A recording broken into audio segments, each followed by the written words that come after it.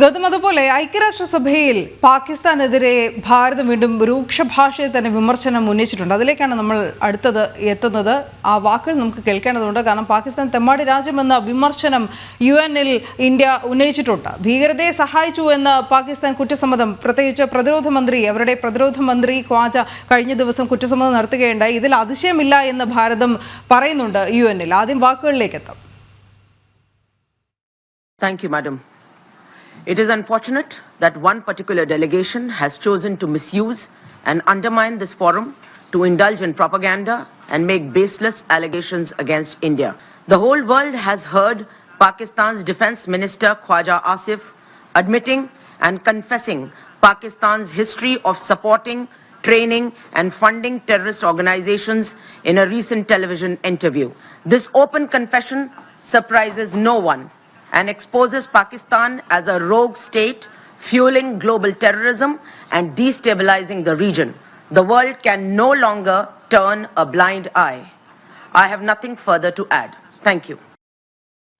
ഗൗതം, ഐക്യരാഷ്ട്രസഭയിൽ എപ്പോഴും ഭാരതം ശക്തമായ നിലപാട് തന്നെയാണ് ഈ ഭീകരതയ്ക്കെതിരെ സ്വീകരിച്ചിട്ടുള്ളത്. പ്രത്യേകിച്ച് ഇസ്ലാമിക ഭീകരത എപ്രകാരമാണ് ഏഷ്യൻ രാജ്യങ്ങളെ അല്ലെങ്കിൽ ലോകമെമ്പാടുമുള്ള ജനതയെ കഷ്ടത്തിലാക്കുന്നതെന്ന് പല തവണ ഭാരതം ആവർത്തിച്ചുള്ളതാണ്. ഇപ്പോൾ ഈ പെഹൽഗാം ഭീകരാക്രമണ പശ്ചാത്തലത്തിൽ പാകിസ്ഥാനെതിരെ ഭാരതത്തിന്റെ രൂക്ഷ വിമർശനം വീണ്ടും.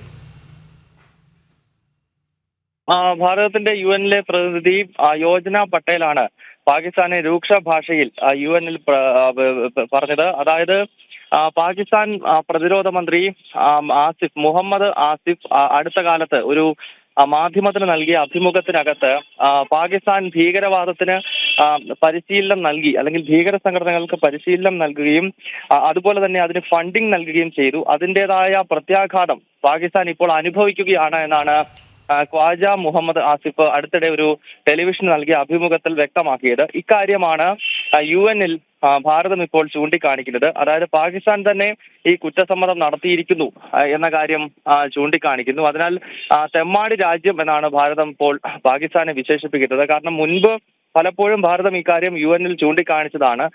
ഇന്ത്യ ഉൾപ്പെടെയുള്ള പല രാജ്യങ്ങൾക്കുമെതിരെ നിഴൽ യുദ്ധം നടത്തുകയും മേഖലയിൽ അസ്വസ്ഥത ഉണ്ടാക്കുകയും ചെയ്യുന്നത് പാകിസ്ഥാനാണ് എന്ന് ഭാരതം പലതവണ വിവരിച്ചിരുന്നു. ഇപ്പോൾ പാകിസ്ഥാൻ തന്നെ ഇക്കാര്യം സമ്മതിക്കുന്നു എന്നാണ് UN-ൽ ഭാരതം ചൂണ്ടിക്കാണിച്ചത്. അനു. ശരി ഗൗതം.